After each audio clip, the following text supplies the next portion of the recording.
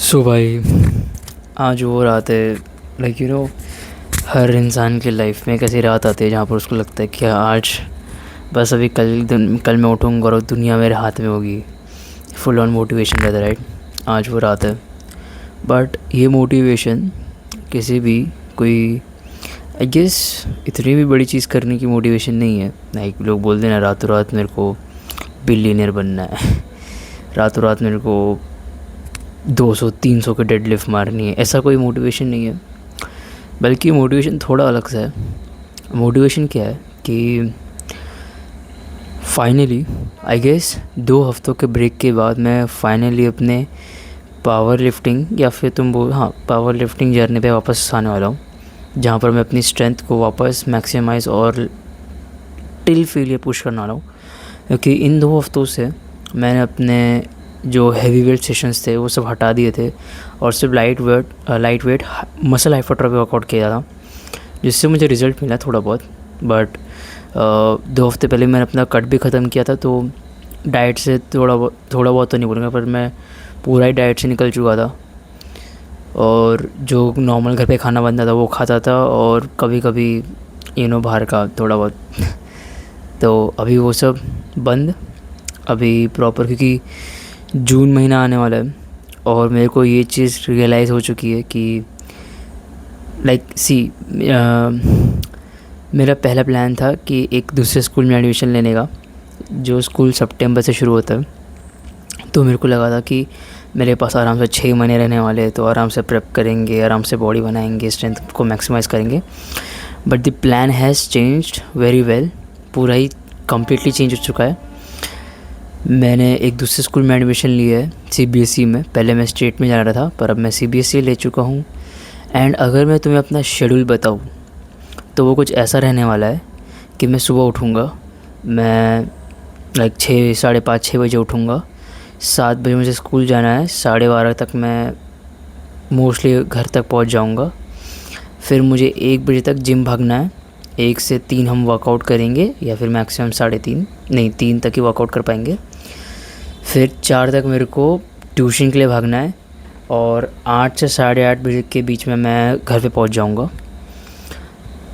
आधा घंटा तुम खाने का पकड़ लो, और फिर मेरे पास कुछ 1 से 2 घंटे बचेंगे, जहाँ पर मैं यूट्यूब वीडियोस रिकॉर्ड कर सकता हूँ, या फिर अगर कोई सेल्फ स्टडी होगा तो वो काम कर सकता हूँ। नहीं तो ऐसे जो मेरे साइड टास्क होते हैं वो कर सकता हूँ। और फिर मुझे सोने जाना पड़ेगा, क्योंकि sleep is important for muscle recovery. तो अगर सच बोलूँ तो मेरे आने वाला एटलीस्ट 1 साल तो बहुत पैक रहने वाला है। 12वीं का मुझे पता नहीं क्या शेड्यूल रहेगा, बट शायद 11th में तो पूरा यही शेड्यूल रहने वाला है। तो उसी ने के तो इसलिए मैं चाहता हूँ कि अभी, क्योंकि मेरे को जितना लगता है मेरे जून के आने वाले एटलीस्ट 2 हफ्ते तो बहुत पैक रहने वाले हैं। बहुत सारे इवेंट्स होने वाले हैं, बहुत सारी नई नई चीज़ें होने वाली है, क्योंकि तब से स्कूल स्टार्ट हो जाएगा, ट्यूशन स्टार्ट हो जाएगा, सेट होने में टाइम लग जाएगा। तो उस चीज़ में ये सब चीज़ें बिगड़ जाएगी, थोड़ी जिम वो सब। तो इसलिए मैं वो नहीं चाहता, और इसलिए मैं अपनी पावर लिफ्टिंग का जो मेरा प्लान था कि मैं जून से वापस हैवी लिफ्टिंग शुरू करूँगा, वो एक्चुअली मैं 1 हफ़्ते पहले शुरू कर रहा हूँ। अभी प्लान कुछ ऐसा है कि आज फ्राइडे, सैटरडे और संडे, ये 2 दिन अच्छे से प्रेप करनी है, और मंडे को हम लोग 140 का अटेम्प्ट लेने वाले हैं। लास्ट टाइम जो मैंने बेवकूफ़ी की थी वो नहीं करनी है। मैंने अभी तक 135 अटेम्प्ट नहीं लिया है, और मैं वापस 140 पे जंप कर रहा हूँ, ये बात मुझे पता है। बट वो बात को गुजरे हुए 2 हफ्ते हो चुके हैं, और मैंने 130 3 हफ्ते पहले मारा था।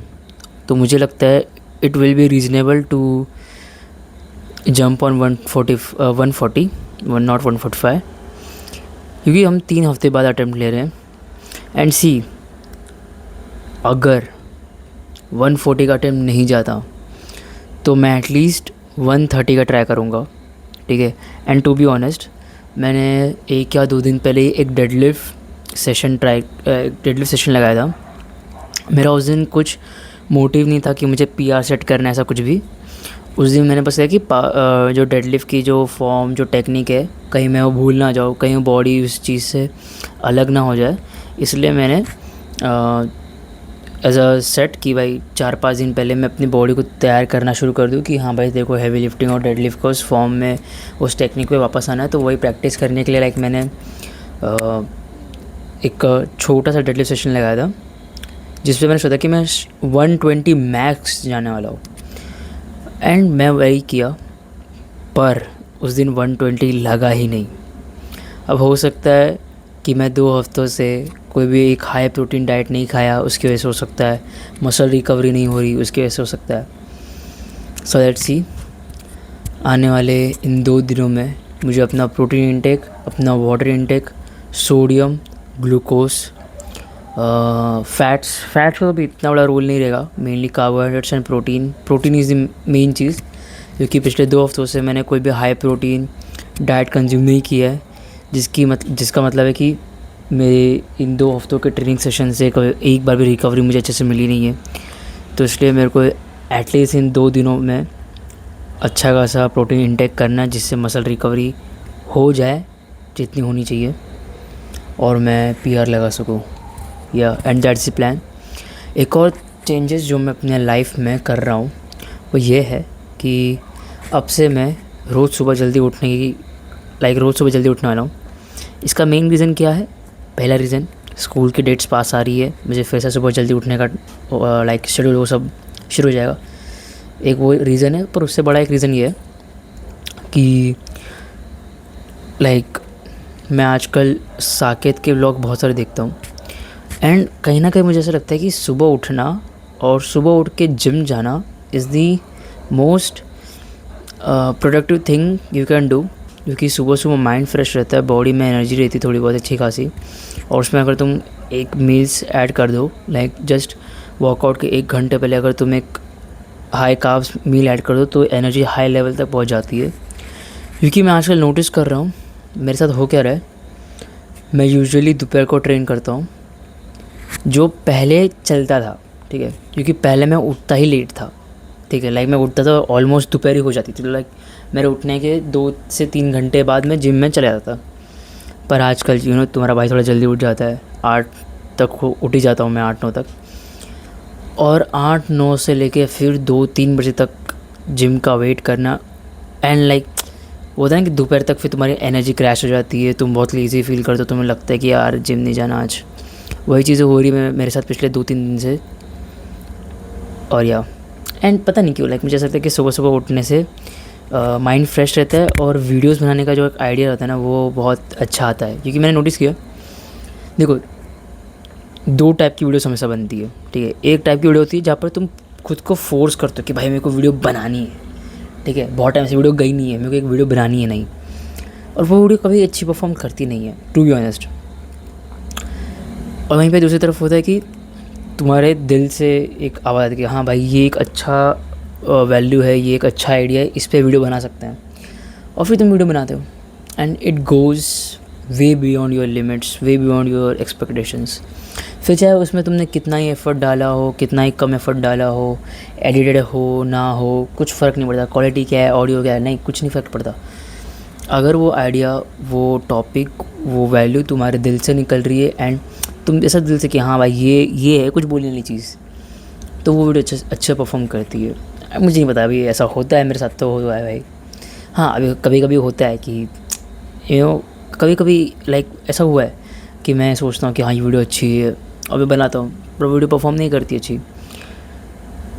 पर उस समय मेरे को अंदर से लगता है कि हाँ भाई एटलीस्ट मैंने एक अच्छा वैल्यू बेस्ड वीडियो बनाया और उसको पोस्ट किया, तो शायद जितने भी 2-3 बंदों ने वीडियो देखा तो उन लोगों को शायद कुछ वैल्यू मिली होगी, एटलीस्ट ये कोई ऐसी बकवास वीडियो है नहीं। सो या दैट्स द मोटिव, एक अंदर से सेटिस्फेक्शन आ जाता है। और हाँ, और कुछ है क्या?